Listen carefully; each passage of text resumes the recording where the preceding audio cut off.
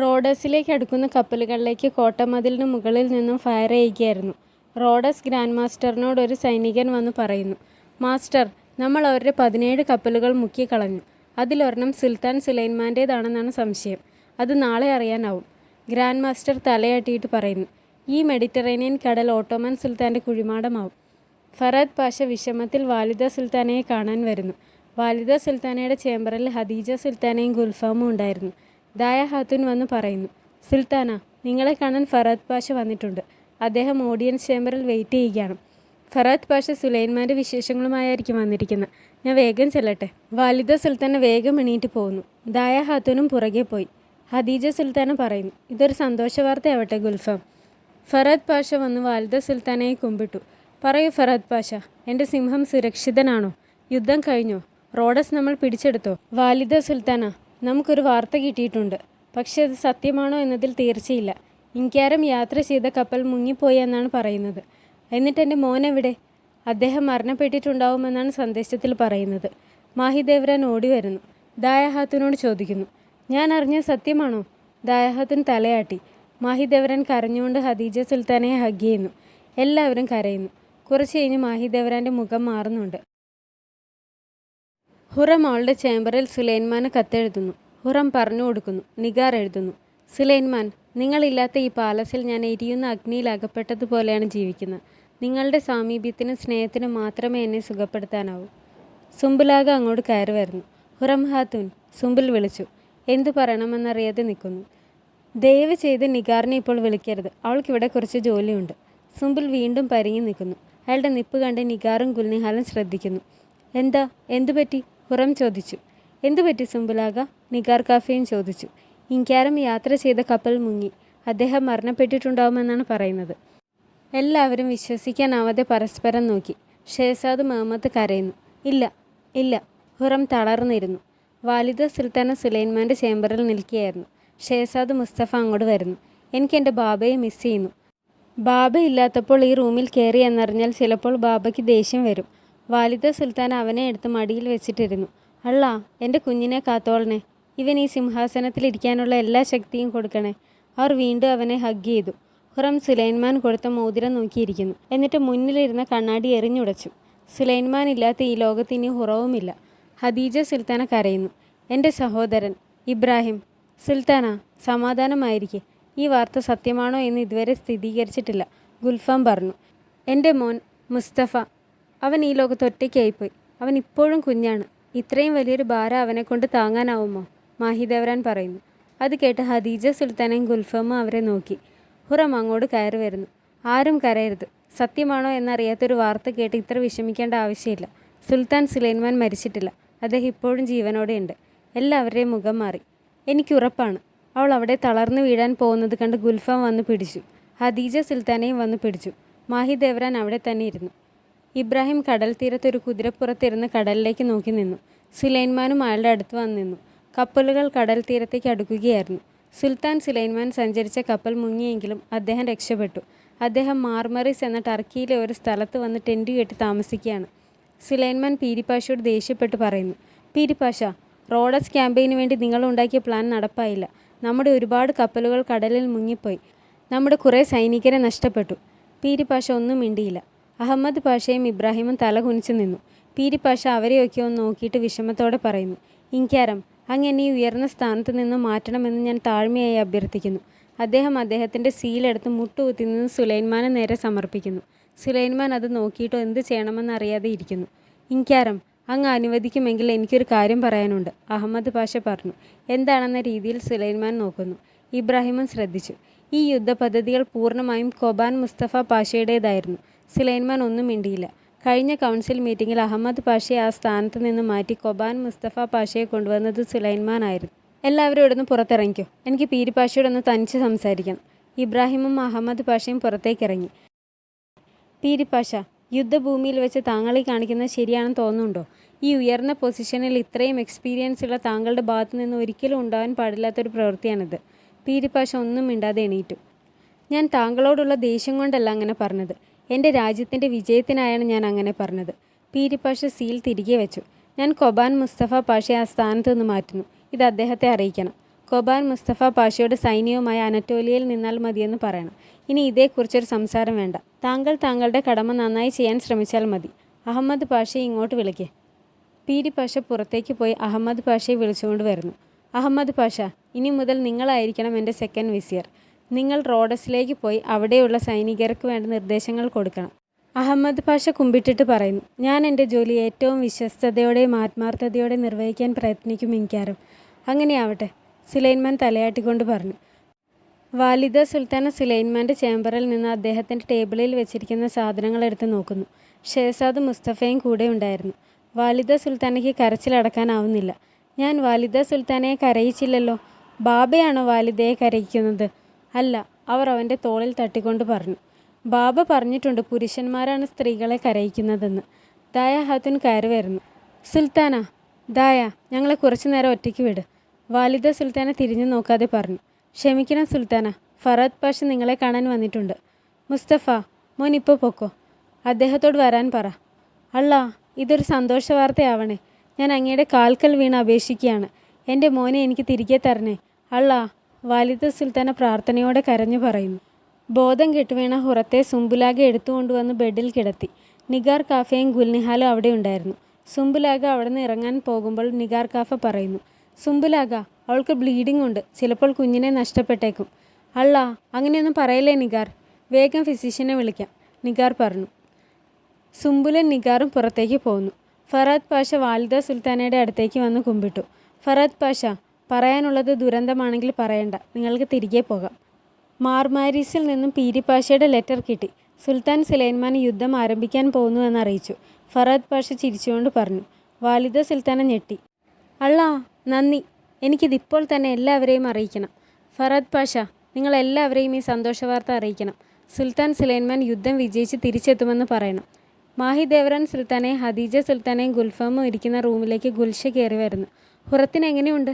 ഫിസിഷ്യനെ വിളിച്ചോ? ഹദീജ സുൽത്താന ചോദിച്ചു. ഹുറം ഹാത്തൂന് ബ്ലീഡിംഗ് ഉണ്ട്. അബോഷൻ അയക്കാമെന്നാണ് പറയുന്നത്. അല്ലാ, ഇതെന്തൊരു ദുരന്തമാണ്. വാലിദ സുൽത്താൻ അങ്ങോട്ട് കയറി വരുന്നു. എൻ്റെ സിംഹക്കുട്ടിക്ക് ഒന്നും സംഭവിച്ചിട്ടില്ല. അവൻ യുദ്ധം വിജയിച്ച് തിരിച്ചെത്തും. വാലിദ സുൽത്താന പറഞ്ഞുകൊണ്ട് ഹദീജ സുൽത്താനയെ കെട്ടിപ്പിടിച്ചു. എല്ലാവർക്കും സന്തോഷമായി. ഹദീജ സുൽത്താനയ്ക്ക് ഇബ്രാഹിമിനെ പറ്റി ചോദിക്കണമെന്നുണ്ട്. പാഷമാരും ഇബ്രാഹിമും എല്ലാവരും സുരക്ഷിതരാണോ? മാഹിദേവരാൻ ചോദിച്ചു. അതെ, എല്ലാവരും സുരക്ഷിതരായിരിക്കുന്നു. ദായ, ഹുറം ഹാത്തൂനെ വിവരം അറിയിക്കുക, വാലിദ സുൽത്താന പറയുന്നു. അവൾ ഇവിടെ തലകറങ്ങി വീണു. അവൾക്ക് ബ്ലീഡിംഗ് ഉണ്ട്, ഹദീജ സുൽത്താന പറഞ്ഞു. മാഹിദേവരാൻ ഇഷ്ടപ്പെടാത്തതുപോലെ നോക്കി നിന്നു. അത് കഷ്ടമായല്ലോ. ദായ, വാ, നമുക്ക് അവളെ ഒന്ന് കണ്ടിട്ട് വരാം. ഹദീജ സുൽത്താനയ്ക്ക് സന്തോഷമായി. ഹരത്തിലെ പെണ്ണുങ്ങൾ കൂടിയിരുന്ന് സംസാരിക്കുന്നു. നമ്മളെ ഇവിടുന്ന് പറഞ്ഞു വിടുമോ? നമ്മൾ എങ്ങോട്ട് പോകാനാ?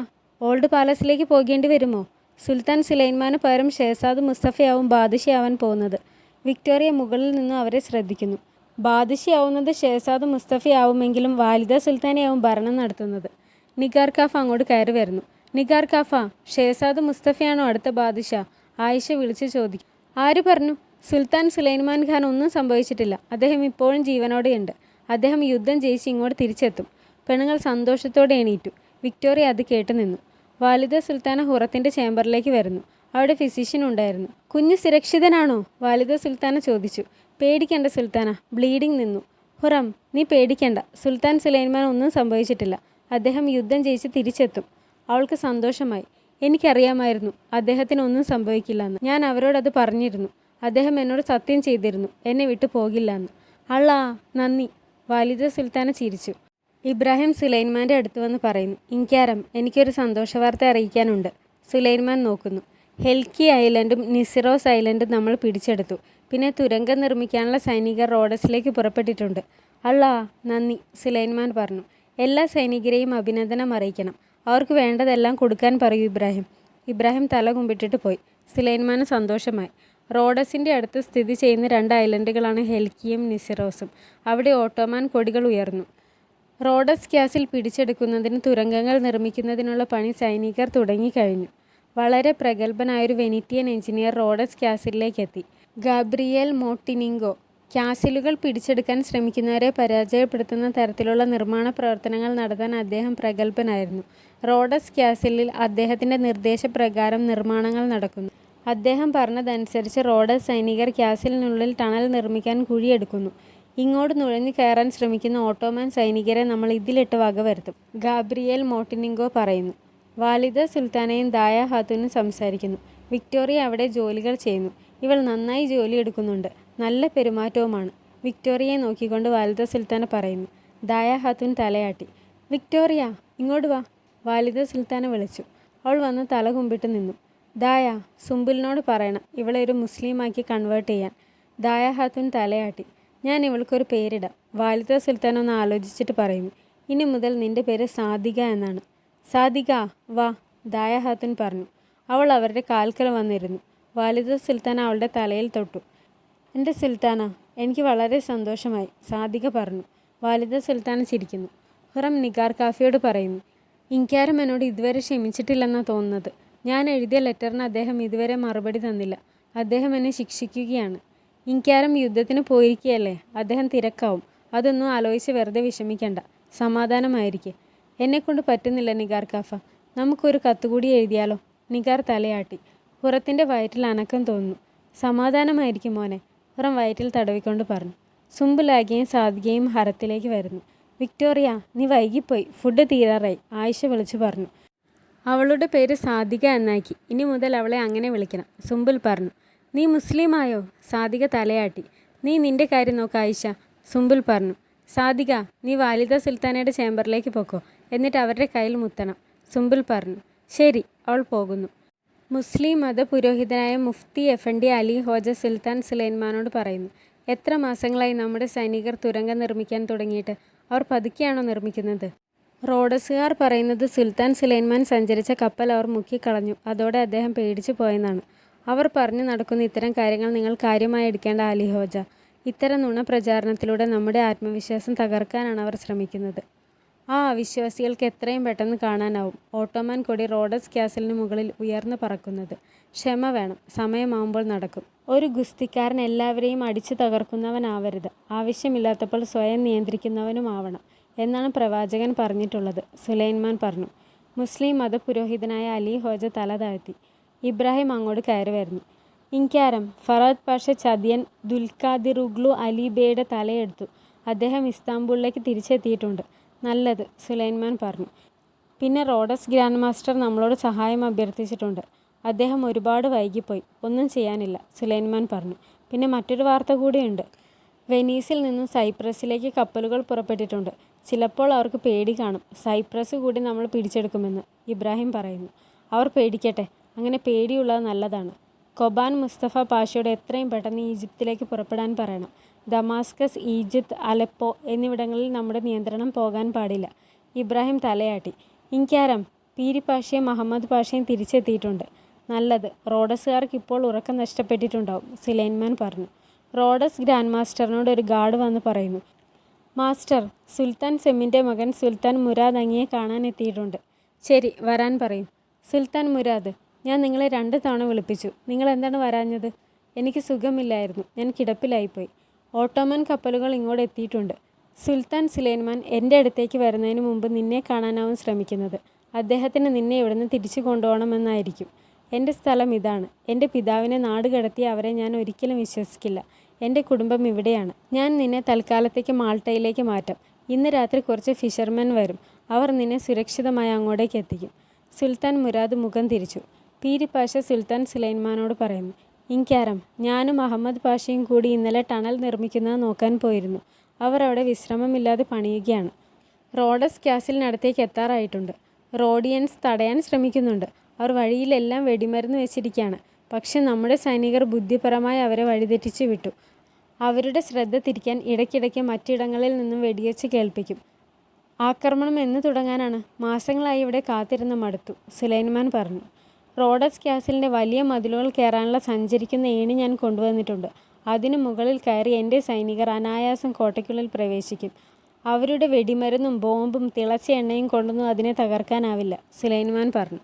നാളെ രാത്രി ഈ സമയം നമ്മൾ ക്യാസിലിനുള്ളിലായിരിക്കും, അഹമ്മദ് പാഷ പറയുന്നു. സുലൈമാൻ തലയാട്ടി.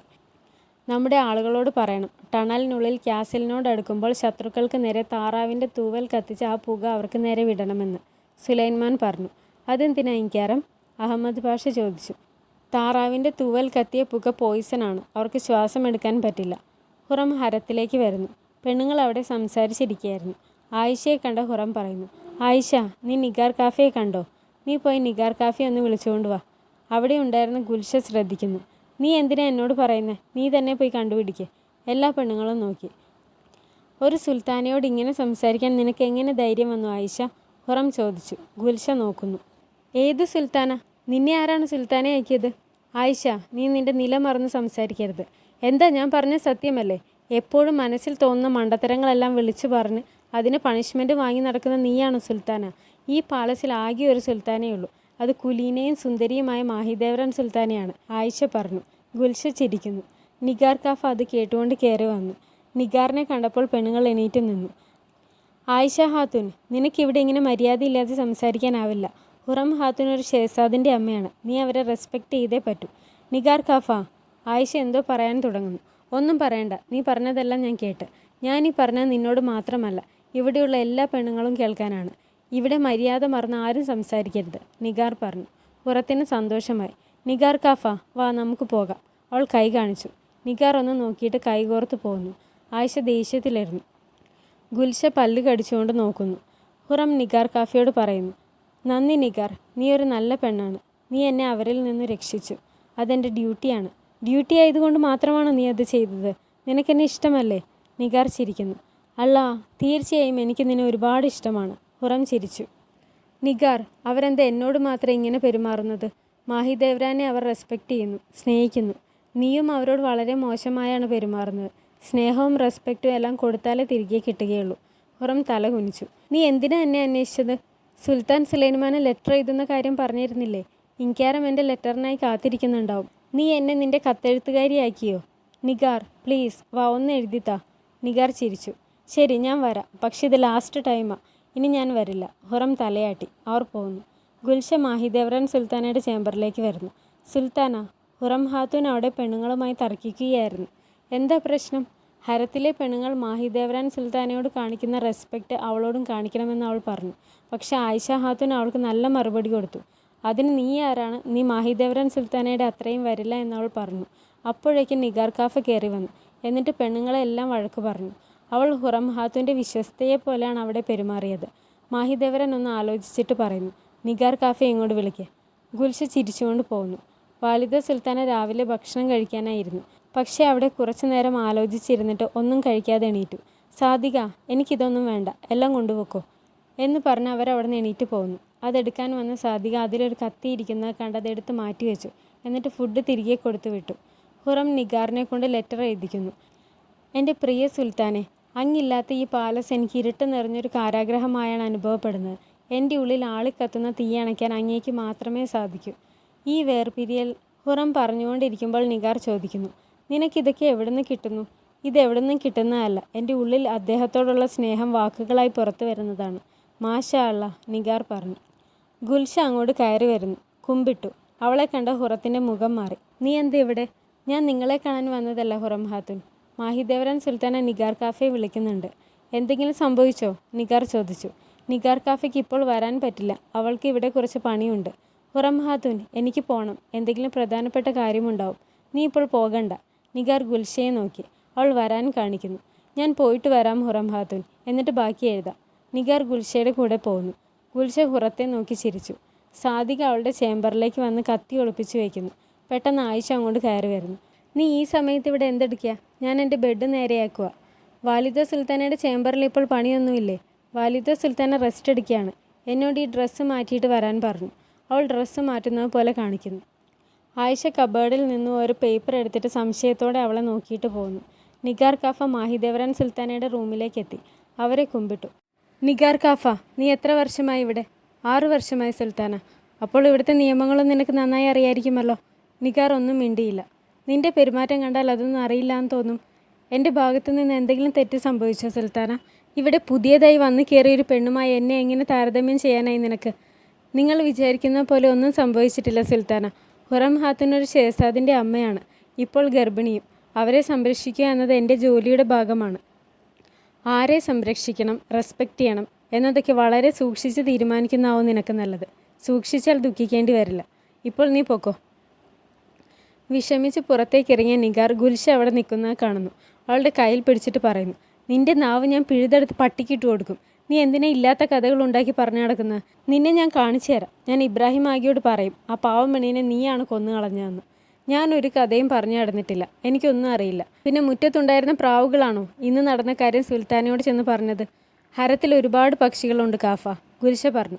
ദേഷ്യം വന്ന നിഗാർ അവളെ തള്ളുന്നു. എന്നിട്ട് പറയുന്നു, ഇനി നിന്നെ എൻ്റെ മുന്നിൽ കണ്ടുപോരുത്. ഗുൽഷ പോയി. അത് കണ്ടുകൊണ്ട് സുംബുലാഗ അങ്ങോട്ട് വരുന്നു. നിഗാർ, എന്താ ഇവിടെ? നിഗാറിന് സങ്കടം വരുന്നു. ഒന്നും ചോദിക്കല്ലേ സുംബുലാഗ, ഞാൻ 2 വൻമരങ്ങൾക്കിടയിൽ പെട്ടുപോയി. ഹുറം ഹാത്തൂനും മാഹിദേവരൻ സുൽത്താനയും.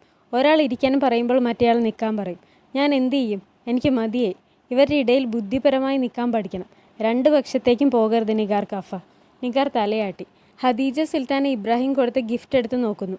ഇബ്രാഹിം, വേഗം തിരിച്ചു വാ. നിങ്ങളെ ഒന്നും കാണാതെ ഒരു നിമിഷം പോലും എനിക്ക് ഇരിക്കാനാവുന്നില്ല. ഹദീജ സുൽത്താന കടലിലേക്ക് നോക്കി പറയുന്നു. ഇബ്രാഹിമും അവരെ ഓർത്ത് കടലിലേക്ക് നോക്കി നിന്നു. ഞാൻ തീർച്ചയായും തിരിച്ചു വരും എൻ്റെ സുൽത്താന. അത് ഞാൻ നിങ്ങൾക്ക് തന്ന വാക്കല്ലേ. ഇബ്രാഹിം ഹദീജ സുൽത്താന കൊടുത്ത ഹാങ്കർചീഫിൽ മുത്തം വെച്ചു. സുൽത്താൻ സുലൈമാൻ പറയുന്നു, മാസങ്ങളായി നമ്മൾ യുദ്ധം ചെയ്യുന്നു. നമ്മുടെ വിശ്വാസം അടിയുറച്ചതാണ്. നമ്മൾ വിജയിക്കുക തന്നെ ചെയ്യും. ജിഹാദ് നടത്തുക എന്നത് എൻ്റെ ശപഥമാണ്. ആ ശപഥം എനിക്ക് നടപ്പാക്കാൻ സാധിച്ചില്ലെങ്കിൽ എൻ്റെ ജീവനും സിംഹാസനവും ഓട്ടോമൻ സാമ്രാജ്യം മുഴുവനും ത്യജിക്കാൻ ഞാൻ തയ്യാറാണ്. നമ്മുടെ കർത്തവ്യം പൂർത്തിയാക്കാൻ അള്ളാഹു നമ്മളെ അനുഗ്രഹിക്കട്ടെ. ആമേൻ. റോഡസ് പട്ടാളക്കാർ ഓട്ടോമൻ സൈനികർ വരുന്നത് കാണുന്നു. അവർ വരുന്നു വിളിച്ചു പറഞ്ഞുകൊണ്ട് ഒരാൾ ഓടി ഗ്രാൻഡ് മാസ്റ്ററുടെ അടുത്തേക്ക് ചെല്ലുന്നു. സുൽത്താൻ മുരാദും കൂടെയുണ്ടായിരുന്നു. ഗ്രാൻഡ് മാസ്റ്റർ, ഓട്ടോമൻ സൈനികർ വരുന്നു. നമ്മൾ ഇതുവരെ കണ്ടിട്ടില്ലാത്ത രീതിയിലാണ് അവർ ആക്രമിക്കുന്നത്. അവർ ചലിക്കുന്ന ടവറുകൾ തള്ളിക്കൊണ്ടുവന്ന് കൂട്ടം കൂട്ടമായി കോട്ടയ്ക്കുള്ളിലേക്ക് അടക്കിയാണ്. ആക്രമണം ഇങ്ങനെയാണെങ്കിൽ നമ്മൾ ജയിക്കാൻ സാധ്യതയില്ല. സുൽത്താൻ മുരാദ് ചോദിക്കുന്നു, വെനീസിൽ നിന്നും സ്പെയിനിൽ നിന്നും സപ്പോർട്ടൊന്നും കിട്ടിയില്ലേ? അവർക്ക് വരാൻ പറ്റില്ല. നമ്മളെ ഓട്ടോമാൻകാർ വളഞ്ഞിരിക്കുകയാണ്. തുരങ്കത്തിലുള്ള സൈനികർ താറാവിൻ്റെ തൂവൽ കത്തിച്ച് അതിൻ്റെ വിശപ്പുക എതിർദിശയിലേക്ക് വിടുന്നു. അത് ശ്വസിച്ച സൈനികർ അവിടെ നിൽക്കാനാവാതെ പോകുന്നു. ഓട്ടോമൻ സൈന്യം തുരങ്കത്തിലൂടെ ക്യാസിലേക്ക് കടന്നു. 2 കൂട്ടരും തമ്മിൽ യുദ്ധമായി. വാളുകൊണ്ടും പീരങ്കി കൊണ്ടും ആക്രമിച്ച് അവർ റോഡസ് ക്യാസിൽ പിടിച്ചെടുത്തു. അവിടെ ഓട്ടോമൻ കൊടിവെച്ചു. ലാറ്റിൻകാരായ എല്ലാ സൈനികരും 10 ദിവസത്തിനുള്ളിൽ റോഡസ് ഐലൻഡ് വിട്ടുപോകണം.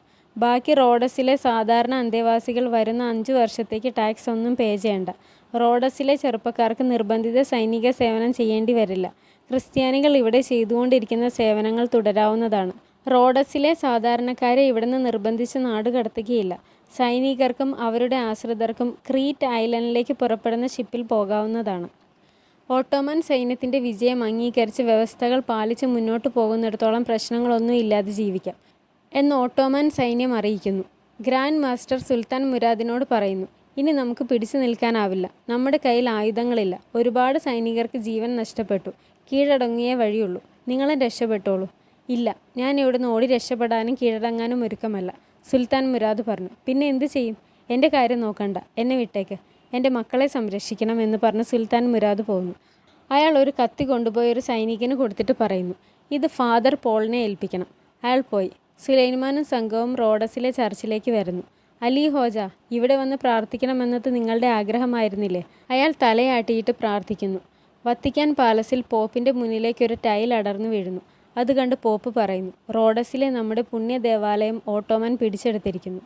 ടോപ്പ് കാപ്പി പാലസിൽ എല്ലാവരും പ്രാർത്ഥനയിലായിരുന്നു. ഹുറത്തിന് വയറുവേദന തോന്നുന്നു. ഷേസാദ് പുറത്തേക്ക് വരികയാണ്, അവൾ ഒച്ച വെച്ച് പറഞ്ഞു. അവളെ അവിടുന്ന് പിടിച്ചെഴുന്നേൽപ്പിച്ച് കൊണ്ടുപോകുന്നു. ഷേസാദ് വരികയാണ്, ഹുറം പറയുന്നു.